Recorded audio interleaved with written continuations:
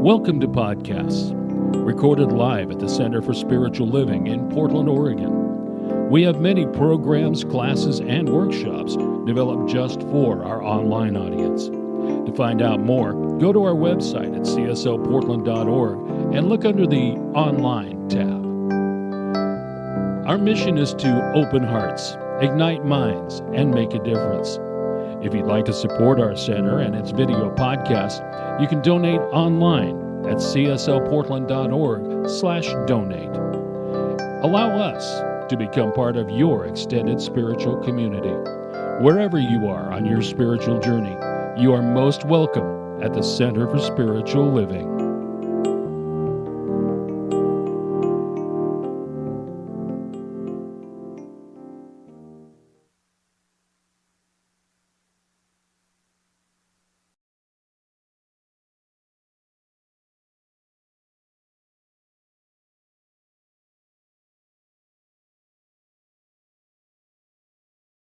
Well, I'm Reverend Catherine Bonin, and it's my pleasure to be here with you again. Over the years, I've been able to be here several times, and this time only without my buddy. But he's here in spirit. I know he is, and maybe he's even watching. So,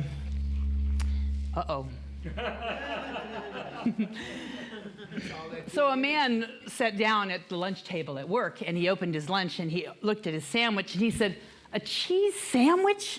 I hate cheese sandwiches." And his coworker said, "Really? I love cheese sandwiches." And he said, "I hate cheese sandwiches. I don't know why I have cheese sandwiches all the time." The next day, the guy opens his lunch and he says, "There's another cheese sandwich." He says, "Another cheese sandwich? Oh my gosh, I'm gonna die from these cheese sandwiches. I hate cheese sandwiches." The third day, same thing. He opens his lunch. "Oh my gosh, another cheese sandwich. I'm so sick and tired of cheese sandwiches." So his coworker says, "Why don't you just tell your wife not to make you cheese sandwiches anymore?" And the guy says, I don't have a wife. She doesn't make me cheese sandwiches. I don't have a wife." He says, "Well, who makes your sandwiches?" And the guy says, "I do." So how many times do we know that we should do something and we don't do it, right?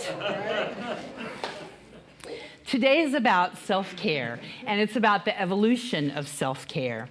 And that phrase was coined in the 50s, and it was created as a result of doctors studying patients in mental institutions, and they learned that if the patients focused their attention on hygiene, eating well, exercising, and getting good sleep, they didn't need as much intervention, and they were much better behaved.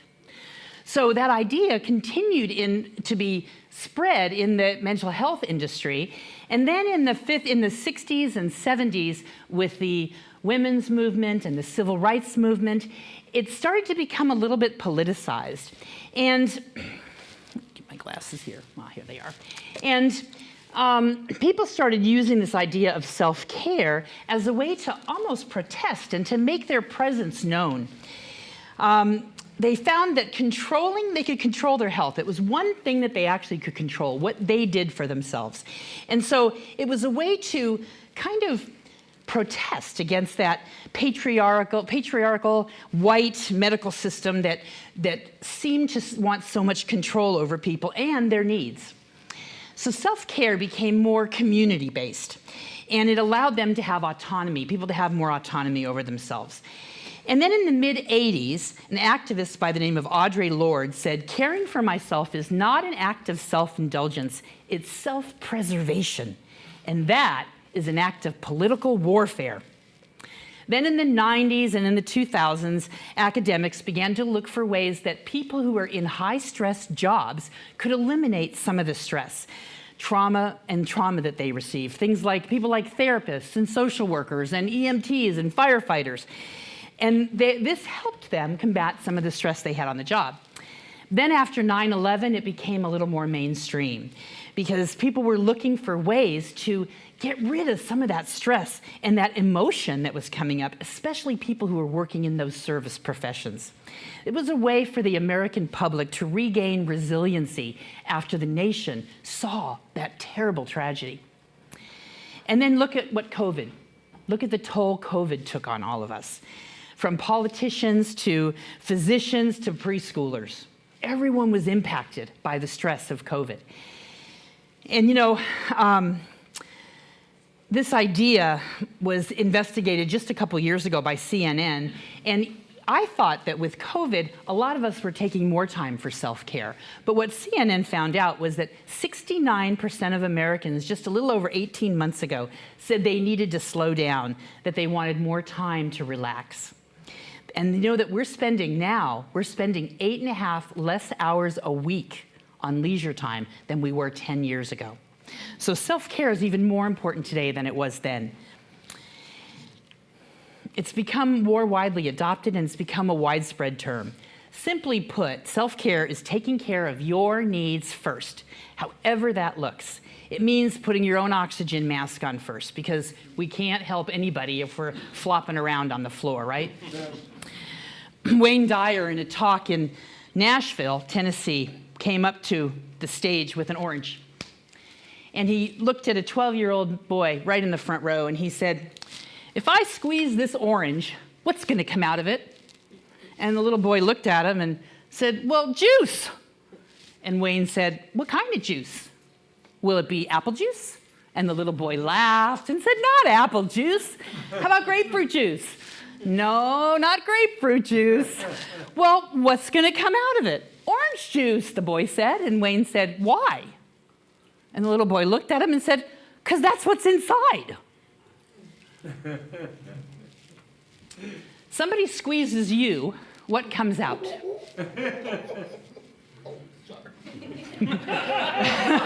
Powerful question, isn't it? And you know what's interesting is it doesn't matter who does the squeezing. It can be a politician, it can be your spouse, it can be someone who cuts in front of you on the street. It doesn't matter who does the squeezing, but what's inside of you is what comes out. So we need to really pay attention of what's inside. It can be our mother, our brother, our boss, anybody or anything that impacts our inside. The next experience we have, we just kind of regurgitate it out there, right? Because what's out there is always a reflection of what's in here. So it's a circle, just like God is a circle, with no beginning and no end. When I get squeezed, I might not be so nice to that next person I talk to, and I don't want that to happen. And you don't want that to happen either. Many of us are natural givers, and we let other people's energy sometimes zap us. We let what happens there emotionally drain us, and that's squeezing like an orange, right? It can drain us emotionally, mentally, physically, even intellectually, and of course, spiritually. And when we get to that place where we no longer react from love, we should look at that, and we know that that's an indication that something's wrong, right? It's time for us to look at the balance in our life. And when what comes out of us is anything other than love, it's important for us to ask, what do I need right now? To look at self-care. And when we make that a priority and let go of any guilt around caring for ourselves, we become more rested, more calm, more peaceful, and more loving. And then the juice that comes out of us represents that.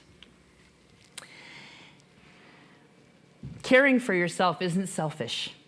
It's a sacred responsibility. Parker Palmer said, "Self-care is never a selfish act. It's good stewardship. Anytime we give ourselves the care we require, we not only do it for ourselves, but for everyone else whose life we touch." So we all know what it's like to feel depleted, right? To feel empty. And is there a blessing to feeling that way? What do you think? I've learned the hard way that it's important to turn challenges into opportunities. And A Course in Miracles a long time ago taught me that nothing happens to us. Everything happens for us. And if I'm uncomfortable, then something's up for me to heal. I have to look at what's making me feel uncomfortable, what's making me feel squeezed. And I have to remind myself of that. This is really important. It's spirit within me saying, pay attention. Pay attention. Don't miss this. You know, I often talk about an analogy that I have to remind myself of all the time, that spirit throws these little pebbles at the window of our life saying, pay attention, ping, pay attention, ping, Pay attention, ping, and what do? We don't pay attention, right? And then what happens is a rock comes through the window and there's glass all over the floor and we find ourselves sitting on the floor picking up the glass. Can you relate? Yes. Then we call a glazer to come and put a new piece of glass in, but we still don't pay attention. So what happens next? The boulder falls on our head. I bet everybody can relate to that, right? Yes. We've all had boulders fall on our head in our life. And the secret here is to avoid those boulders and then ultimately avoid the rocks and the broken glass and notice the pebbles. And that little feeling of discomfort within us, that feeling that we're being squeezed, is that pebble. It's that notice of discomfort. It's that spirit saying, pay attention. So the evolution of your own personal self-care practice begins to really evolve when you set an intention to pay attention and then follow through. Because self-care is about filling your cup. We can't give from an empty vessel. Otherwise, we give stuff that's not so kind. We have to give from overflow. We have to give that love, and when we feel filled up, we're able to give from that place. When we're depleted and we don't care about ourselves, things can get pretty messy. So there was a cobbler in southern Italy, and he was the only cobbler in the whole town. And he took care of everybody's boots and shoes, and he worked 15, 18 hours a day, but he never took care of his own. And after a couple years, his shoes and boots all were pretty tattered. And he started to get sores on his feet. And then he started to limp. And then pretty soon, he got so bad that he couldn't work anymore. He couldn't fix anybody else's shoes. And pretty soon, the whole town started to limp and get sores on their feet. So what happens when we don't take care of ourselves is that spreads out there, right? It spreads to the rest of the world. So that self-care is so critical, not only for ourselves, but for everyone that we encounter. The way we take care of ourselves is the way that we honor and appreciate God within, Spirit within. Because God is here always and in all ways. And if we really believe the stuff that these principles and this philosophy teaches us, that God is everywhere in everything, then I know God is in me and God is in you. And if I'm not taking care of myself, I'm not honoring that Spirit within me. That presence of God, that presence of wisdom, that presence of joy, of truth, of love, of wholeness. It always expresses itself through each of us. And we know that God is omnipresent, everywhere, omnipotent, all-powerful, and omniscient. All-knowing. But we sometimes forget. And sometimes we forget more often, and sometimes not quite as often, but we all forget. But as we grow in spirit, we forge a closer walk. And then we remember, because we notice more. We notice those pebbles up against those panes. And we remember and we practice more. It starts with a paradigm shift. It starts with an intention to notice the pebbles, notice those little irritations in every single area of our life. You know, according to a study at the Whole Being Institute on positive psychology, people who thrive take care of themselves in 5 ways. First, they focus on cultivating spirituality. They focus on leading a meaningful life. Second, they take care of their physical bodies, especially tapping into that connection between their mind, their thoughts, and their bodies. 3, they're intentional about intellectual stimulation, learning. How many here are lifelong learners? Right? Being intentional about that is a spiritual practice. They nurture constructive and positive relationships with themselves and with others. And finally, they're not afraid of their emotions. They're mindful of them. They pay attention to what comes up. Self-care is how we demonstrate self-love, and it paves the way for us to evolve in all of those areas, physically, mentally, intellectually, emotionally, and spiritually. It all starts in consciousness, but doesn't everything start in consciousness? It starts with making a decision and an intention to be happy, to lead a fulfilled life, and to notice when we get off track, to not let those boulders fall on our head. And without awareness, it's impossible to reach our full potential. It's impossible to give what it is we came here to give. That presence of love. We came here not just to be. We came here to be the presence of love on this planet. To be the presence of God in a way that only each of us individually can be. On page 56 in The Spiritual Universe in You, Ernie says, "Love alone shall reveal the self to the self." I love that. When we love ourselves, we know ourselves more, and guess what? We know God more, and that walk can get closer, and isn't that what we all want? I had a wonderful teacher by the name of Alice Bandy in ministerial school, and she used to say, we're all here so that we can return home. And isn't returning home getting back to that essence of love, that truth of who we are? You know, I lead a lot of women's retreats, and there's a lot of talk in women's circles about the archetypes of a woman as she evolves through life. The maiden, the mother, and sometimes called the crone, now called the wise woman. And I woke up the other morning thinking, I wonder if there are archetypes like that for men. And you know, there are.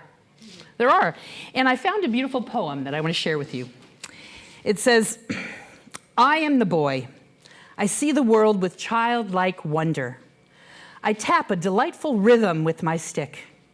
I'm in reverence of life all around me, loving, playing, and finding my way. I am the man. I walk the earth with my staff at the ready to protect, create, and gather what she has to give. I hold the lives of those I helped create within my arms, looking to the stag in the distance. I am the elder, my staff now a wand, my strength now words, my speed given up for wisdom. I pass my stories to those who wish to listen and learn. And Maya Angelou said, as you grow, you'll discover that you have two hands, one for helping yourself and the other for helping others. Notice helping yourself was first. We're all evolving and we're all becoming. And as we do that, we see the value in service. But that can't happen until we get our own lives together, right? We have to do our work before we can really be of service to anyone else. There's a master falconer named Rodney SHULTZ who lives in Washington, D.C., and he has an organization called Rodney's Raptors. And what he does is he takes birds of prey who have been wounded out onto the streets, and he shares them with people who are homeless, people who are addicts, people who are down and out on their luck. He goes to juvenile detention facilities and shares how he helped nurture these birds of prey back to health. He says, I myself was once a bird with a broken wing. Working with those injured birds has taught me that it's okay to trust, to let someone else help me heal. See, self-care can look a lot of different ways. If you ask Professor Google, he'll tell you that it's face masks and foot massages and pedicures and manicures. And it might look like a healthy meal. It might look like a walk in nature. It might look like a good cry. It might look like saying no to someone or setting a boundary. It might look like a nap or a hug or asking for what we need and trusting that we're going to get it. Because an empty lantern can't give any light. We can't nurture anyone if we're not full. We can't help anyone if we're not coming from that place of fullness. And if we practice preventative wellness, noticing those pebbles, then we can respond and we can address what's going on within ourselves so that we don't have a mess out there to deal with, so that we can come from a place of strength and wisdom and knowledge and abundance and love. And those of you that have seen me here before have probably heard me ask this question, and I'm going to ask it again. How many people have a yoga practice here? I love to use this as an example because has anybody ever heard of Yoga Perfect? It doesn't exist. Yoga practice is a practice, just like spiritual practice is a practice. You do it over and over and over again, not to get it perfect. You do it over and over and over again, and it becomes a part of who you are. And just like yoga can transform your body, spiritual practice can transform your life. And there's so many forms of spiritual practice. I want to invite you to think of self-care as spiritual practice. It's a starting point. It's not the end game. It's the starting point of conscious growth and development and that close walk. Anne Lamott, the American novelist and nonfiction writer and political activist, says, "Almost everything will work if you unplug it for a few minutes, including you." So schedule some time for nurturing, for self-care. See it as a spiritual practice. Make the time because you deserve it. And speaking of self-care as a spiritual practice, I want to invite you to come to the workshop we're having this afternoon, and I want to show you some of those prayer beads. I'm going to pass these around and know that they're going to make their way back to me. So prayer is a spiritual practice, right? Yeah. Prayer and meditation. And some people think that the only spiritual practice you need to do is that 10 minutes in the morning or 10 minutes at night or 10 minutes at some point in the day. Not true. All of life can be a spiritual practice. And it is a spiritual practice. Noticing and paying attention to those pebbles, as I said, is a spiritual practice. So there are 9 formal religions and spiritual traditions that use beads as a means of counting and keeping track of prayer and devotion. So I created a way to have a treatment strand for the 5 steps of treatment. And this is what it looks like. Starts out with 3 breaths. God is, and in this particular one, God's a circle with no beginning and no end, encompassing everything. This is the I am stone. This is I know. This is a gratitude stone, and here's where I let go. And I use these every day. When I do prayer, I have them in my purse, in my car, in my living room, in my kitchen, in my bedroom. I have them all over because it means something to me. It's a tactile way for me not to think, but to really be present. And it involves my whole body. So I'm going to pass a couple of these around and let you look at them and touch them and feel them and see if it speaks to you to come and join us this afternoon. And you'll help me get that one moved around, if you will, and pass it around so people can take a look at it. And it's just a simple way to be in that place of devotion, but it's a fun way. So now I want to close with one more story. A professor stood in front of on the first day of Philosophy 101 to all the students in the class, several hundred. And in front of him, he had a jar, he had a rock, a box, a bag, a box and a bag. And, a jar, a rock, some stones, a box, and a bag. So he took the jar, he didn't say anything, and he put the stone in the jar. Careful not to break it. Then he put some of the stones in the jar. Then he opened the box, and he poured a whole bunch of sand in the jar. And then he reached underneath the table, the platform, and he got out a beer. And he opened the beer, and he poured the beer in there. All the while, he was asking those kids, is the jar full? Well, they started saying yes when the rocks were in there and the stone, and then when the sand was in there, they were convinced it was full. But when he poured that beer in there and nothing spilled out, he said, this is your life. That rock is you. The stones are all those important things in your life, your partner or spouse, your job, your kids, all those things that give you great pleasure. Those are the important things in your life. Those are the stones. He said, the pebbles, those are the things that aren't quite as important, but they're important. And the sand, that's just the little stuff. The little stuff that really doesn't matter that much, but notice how it fills in all those spaces. And the beer, well, that's just a whole bunch of fun. And he said, now imagine if I put the beer in first, and then I put the sand, and then the pebbles, and then the stones. Would there be any room for the rock? Of course not. Of course not. Take care of the big rock first, the things that really matter, and then the stones, and then the pebbles, and then the sand, and then let yourself have a beer. Because if you take care of things in that order, if you set your priorities, everything else falls into place. because the rest is just sand and beer. The relationship that we have with ourselves is more important than any other relationship because it's the same relationship that you have with God. You're there for you no matter what. And God is there for you no matter what. It's not always easy, and it takes practice, compassion, and lots of learning and relearning, and lots of paying attention and listening for those pings from the pebbles. How do you talk to yourself? It's one of the first things you can start paying attention to. How do you talk to yourself? Have you ever really paid attention to that voice in your head? In The Untethered Soul, Michael Singer says, we're not the voice in our head. We are the one who's listening to that voice in our head. We're the observer. So if we can start listening right now, we'll notice that that voice sometimes throws pebbles, probably more often than not. And in the book, You're a Badass by Jen Sincero, she says, we fail to realize that instead of being our own worst critic, we should try being our own best friend. We should root for ourselves. Wouldn't that be great to root for ourselves?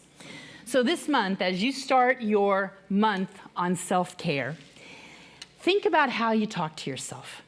Make a conscious decision to be kinder to yourself, to pay attention, to ask yourself about this most important relationship and what you can do to take care of yourself when you're feeling those moments of discomfort.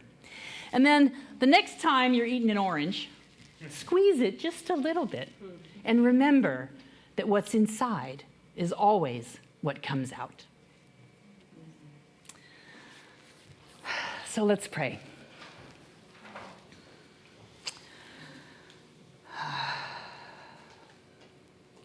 From this place of deep knowing and deep connection, I see myself as a sunbeam to the sun, just as I see each person here as a sunbeam to the sun, an individual expression of God, but connected to Source, always and in all ways connected.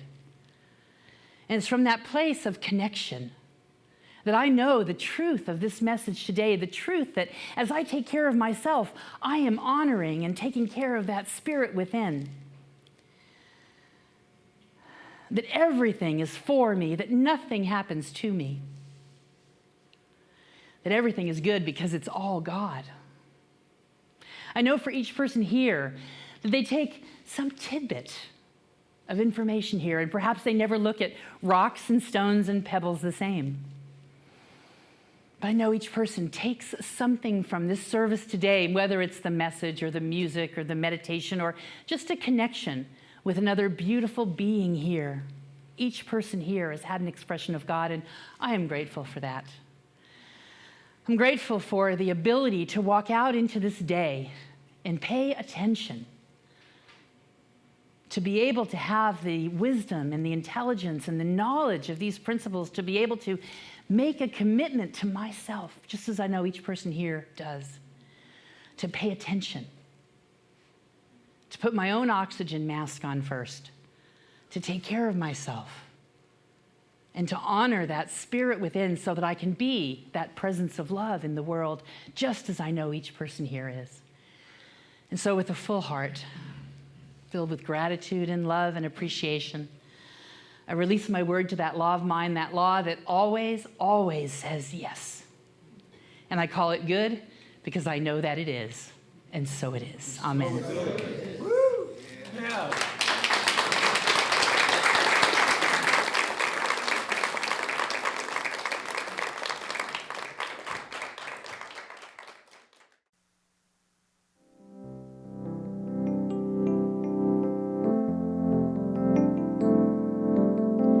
We hope you enjoyed today's podcast.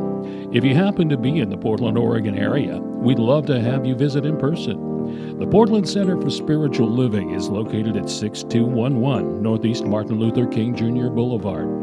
Our inspirational service is at 11 a.m. every Sunday. We also have many programs, classes, and workshops developed just for our online audience. To find out more, go to our website at cslportland.org and look under the Online tab. We have a variety of content dedicated specifically for our podcast listeners. Our mission is to open hearts, ignite minds, and make a difference. If you'd like to support our center and its podcasts, you can donate online at cslportland.org/donate. Our website is also the place to learn more about what's going on at the center or to contact us.